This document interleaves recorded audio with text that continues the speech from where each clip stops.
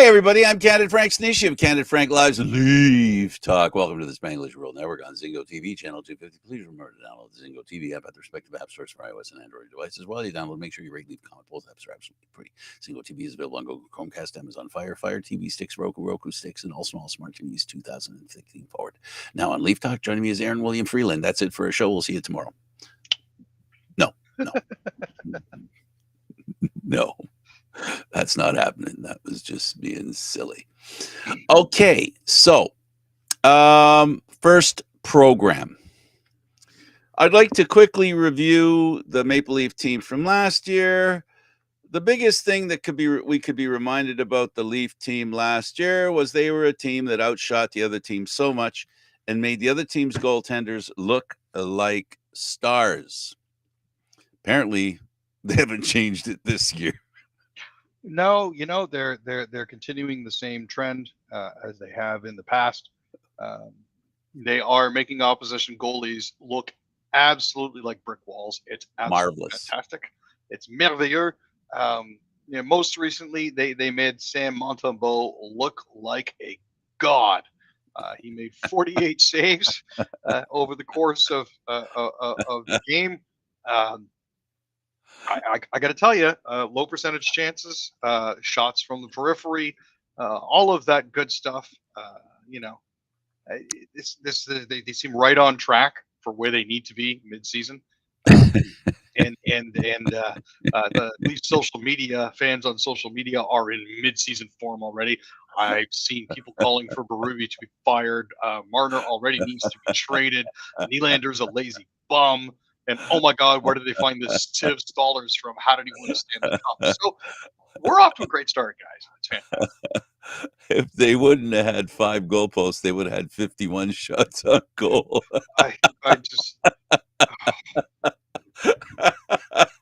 Yeah, it was a very emotional night. Caulfield came out wearing 13 for Johnny Gaudreau, and in continuing his recently established tradition, he scored. This is, I believe, his third goal. In his third opening game playing the Leafs, which is kind of neat. And he did it while wearing Johnny Gaudreau's number. So just a little bit of a tribute there for him. And that was all it took at 7:48 of the first period. And from there, goose eggs for the rest of the way. Now, it was a power play goal, and it was Kirby Dach and Juraj Slafkovsky that were up there with them. And that was the only opportunity that they had that they really managed to convert on. They were 1 for 5 on the power play. Well, the Leafs picked up right from the very beginning opening face-off, right after all the introductions. After listening to all that music, the Leaf team decided to fiddle about some more. I got to tell you, though, the team played well. The coach said, he said exactly what we said right now. And anybody who watched the Leafs in that game and previously, it is the same thing where this team, I don't know, is the goaltender that good? Are the Leafs that inept at times? Do they lack scoring touch? I mean, Robertson scored 5 straight goals for the Leafs. And I suppose the Leafs were counting on him to score again because, he didn't. His string ran out. He I don't know. Did you think? I didn't think he looked that impressive last night. Well, I got to be honest. I believe he's still suffering from a little bit of an upper body injury after putting the Leafs on his back for the preseason. So I'm not surprised that Robertson didn't score in that particular instance. The big guns just couldn't seem to get it together. This is a constant problem with that team. Well, I mean, for when they had it together, when they did get successful zone entries without dumping the puck in, they would spend 90 seconds to 2 minutes in the opposing team zone. I watched them change lines a couple times, while having the Habs absolutely hemmed in. There just didn't seem to be any way for them to actually finish anything off, which was truly puzzling for me because you've got a guy that scored a lot of goals last season.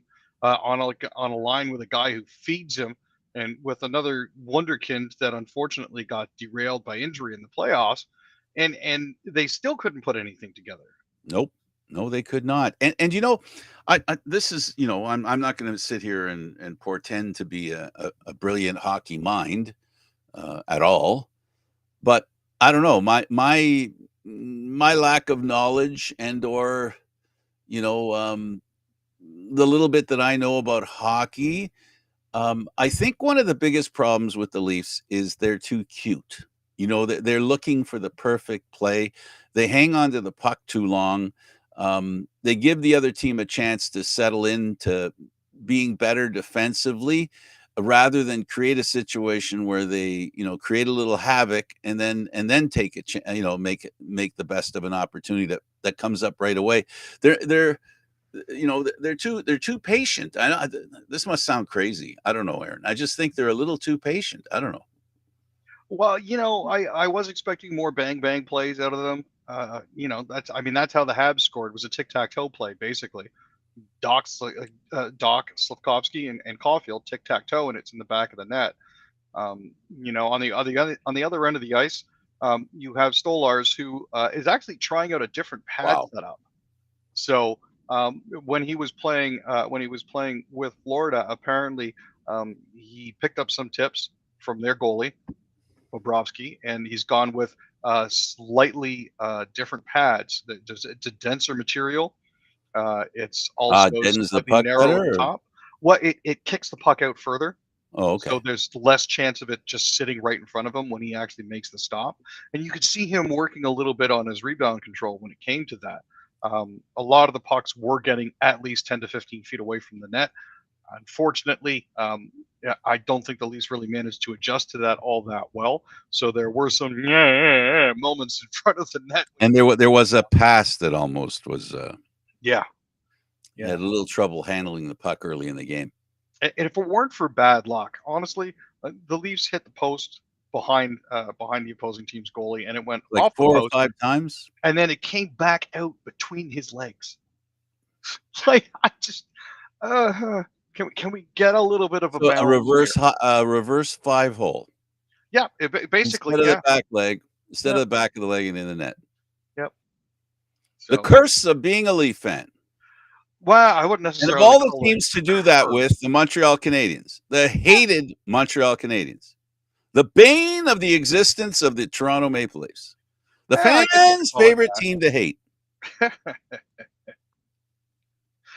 It is what it is. I mean, at the end of the day, it's a loss, but there's 81 more games to go. That's so many games. So I'm not losing any sleep over this.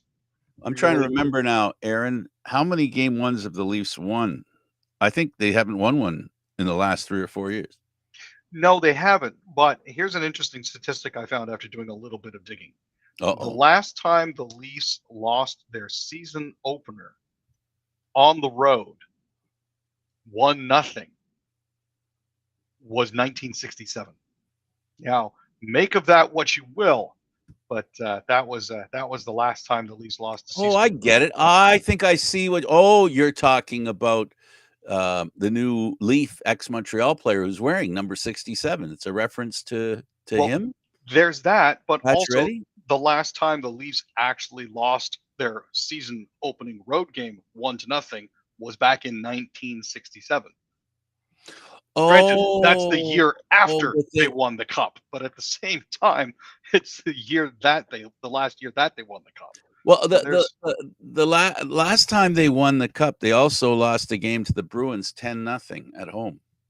Yeah, so I mean, these things happen. It's not the end of the world. I'm pretty sure we'll all live. Um, Some Leaf fans won't live very uh, well. It'll be torture. And as I said, of all the teams to lose to, the Montreal Canadiens. I mean, that's just no. That just no. That can't. No, that's not. No, can't happen. it's painful. I will be the first person to admit it. It's painful to lose to them, especially at their home opener. But by the same token, you know what? Like I said, not the end of the world. There are plenty of They're games to not get out of the revenge. playoff picture yet, Aaron. Is that what you're trying to suggest? That loss The does only not team I take can them out think of of the that might be mathematically eliminated from the playoffs already might be Chicago. But or we'll see. Buffalo, Oh, Buffalo. Oh, 0-2 already. who are beaten by the team the Leafs are playing tonight. Yes, Coached by the their Leafs former former coach. And that game tonight is after the show, folks. I got to tell you, it's going to be interesting. It is going to be interesting. Yeah, the Devils won both games against the Buffalo Sabres. I guess it was in what, in Czechia? Yes. They played in Czechia, I guess it is, otherwise known as Czechoslovakia minus the Slovakia. So, I mean, all things considered, we could find us, and it's bizarre for the Leafs to be opening the season with a back-to-back, especially both being road games. But Montreal's doing the same thing as well, so they've got another game tonight that's on the road. Yeah, So, and guess who they play? Who are they playing? Bruins. Oh, I believe it's the Bruins. I believe it's the Bruins. Is it the Bruins? Is it really the Bruins? Oh God, I can only hope. My phone, and I will check on my phone right now. Let's see. Who are the Leafs? The Bruins. Who are the Montreal Canadiens? Yep. It is Boston tonight, and it's Buffalo versus Los Angeles. Florida opens against Ottawa. That's going to be interesting. Utah's playing the Islanders. Pittsburgh's playing Detroit. Dallas is playing Nashville. Hey, what do you think of that Utah team? What do you think of that? That soccer style name, Utah Hockey Club. You know what? They might stay with it. Name aside, the uniforms look fantastic. So that was really great to see. And you know what? They played well. And the thing is that they're not an expansion team like expansion teams, so they're not bad. The Arizona Coyotes weren't a bad team. No, they were actually improving last year. Yeah. So the fact that they've managed to open the season the way that they have, it gives me a little bit of hope. Yeah. It's about time they went out of Arizona. They never gave Canadian teams that kind of chance to stay in town. No. Winnipeg had a hiccup and then we're gone. Quebec was about to win the Stanley Cup. They were gone. Yeah, so it is what it is. And Hamilton never got a chance at a team. No, and honestly, I think that they could have actually really put together something special if they'd had an opportunity to try to grow a team in Hamilton. Oh my goodness, they would have had. Listen, with the way the Leafs are, I'm telling you, they would have done really well because they would have been a better team. I really think Hamilton would have had a better team. Hamilton would have had the desire to win as the only result they could take. Now, I don't know, having experienced the Hamilton Tiger Cats, I don't know if, looking back, they haven't exactly been a sports behemoth. This is fair. I mean, they haven't won in 25 years. Gosh, has it been 25 years already? Well, they haven't won this century. Wow. That is saying something. Yeah. This century, they haven't won. I'm not sure if that's impressive or mortifying. I'm going with mortifying. I don't want to be that. But I would have loved to have seen a team in Hamilton. Well, the Leafs, their game, they played a tight defense. Their goaltending was, this would have been a game that if the Leafs played like this last year, it would have been 4 or 5-0 Montreal. That's what the score would have been.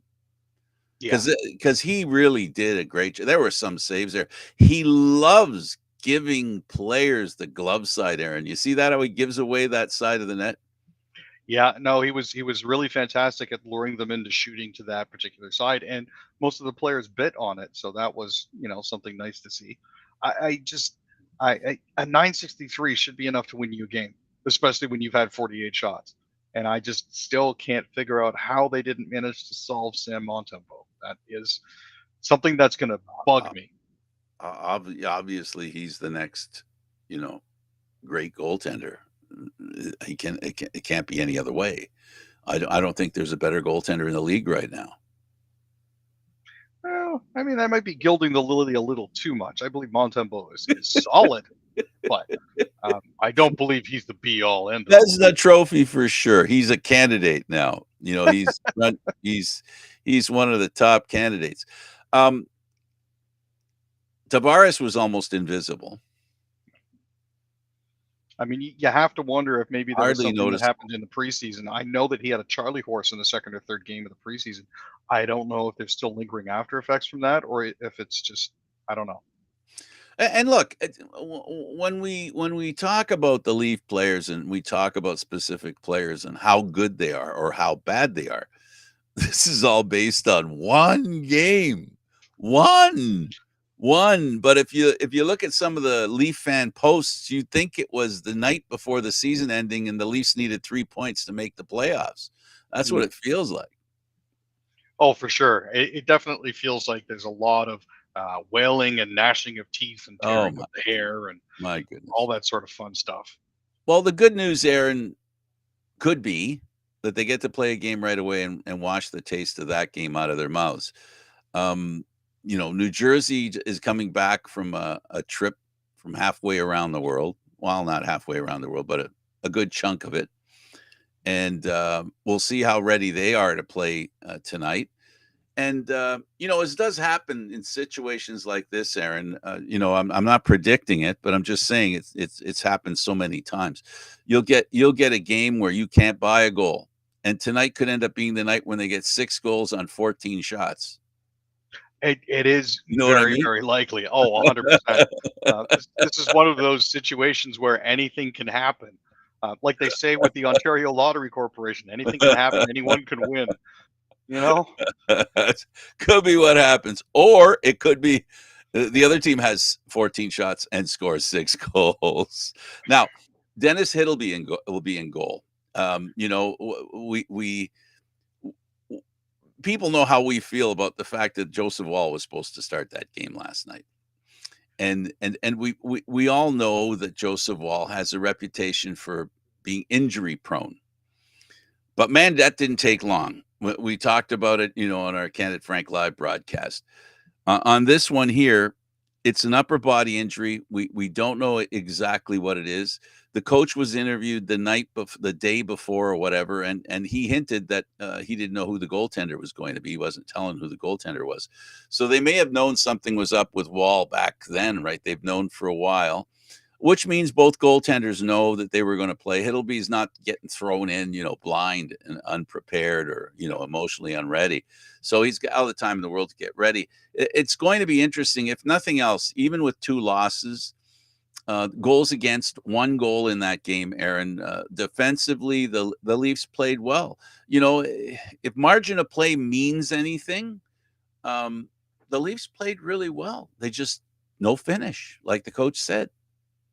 Yeah, there was just nothing at the end of it. At the end of the day, you know what? Like I said before, it's one game. It's not the end of the world. The sky will not fall. So everybody just relax, untwist your knickers. We're gonna be okay. So the trade phones are working overtime. Liljegren could be Lily gone. There's talk about that trade in the works. There's a works in trying to get him out of town. And this is one of those situations where the team doesn't make the player feel like he really belongs and almost put the player in a position where he goes, I want to be traded because I don't think you guys want me here. And the Leaf team goes, what makes you think that? The fact that we don't? Is that why? Is that why? We've changed our opinion on defensemen. Defensemen need to be 6 foot or plus, right? And this is a trap I think that Trey Living could fall into. I agree with his moves as far as enlarging the defense, right? Bringing in bigger defensemen. I get that. But there's no need to go all the way to the other end of the pendulum. If they get Liljegren's a good defenseman. He needs a partner that he can lean on a little bit, right? Yeah, I and don't I think he's think that bad a defenseman. the trade that I've seen proposed is bringing in Rasmus Ristolainen, and I know he's been a trade target before. I just don't think it's really going to be realistically possible to bring him in at this point. Even with the season opening injured reserve and the LTIR that they put up there, and it's possible, but it's a little too much of a close thing for me. Well, the Leafs, they can't have a guy in camp who's not happy, around. Yeah, It's a distraction that isn't necessary. If you're planning on trading him, just tell him not even bother come to the rink. I mean, seriously. I mean, it's just too early in the season to, the players the season begins, right? And I've never been a pro hockey player. I've never been a professional anything. But one thing I can insert a thought about is that, you play all training camp, and then they finally make a decision on who's going to play on the team, right, Aaron? Yep. So now you're at the point everybody breathes a sigh of relief. And then on day one, somebody goes, I think I want to be traded. Well, that's the way these things sort of go. Just as a heads up, I need to run and get something out of the microwave, Frank. We are just a little bit of ways from puck drop, so if you'll excuse me, it looks like we may be done for the evening. Yeah, we are. It's 6:21. We still had about 2 minutes left, but okay. Well, listen, take care of what you got to take care of. Yes, Good sir. luck with the game tonight. Hopefully the Leafs will do well, and Leaf fans, don't panic. Even if they lose tonight, there's not that much to worry about. We're going to be just fine. I think so. We hope so. We hope so. Thanks for watching, folks. For Aaron William Freeland, I'm Candid Frank Stanisci. Thank you for watching Candid Frank Leaf Talk. Seen live Mondays, Wednesdays, and Fridays. This show can also be heard on the Spanglish World Radio Network. For Leaf Talk, other news, entertainment, and sports programming we offer, please check out SpanglishWorld.ca. Spanglish World. Watch it, hear it, read it, download it, and live it. Thanks for watching, everybody. Pick up a stick. Have some fun.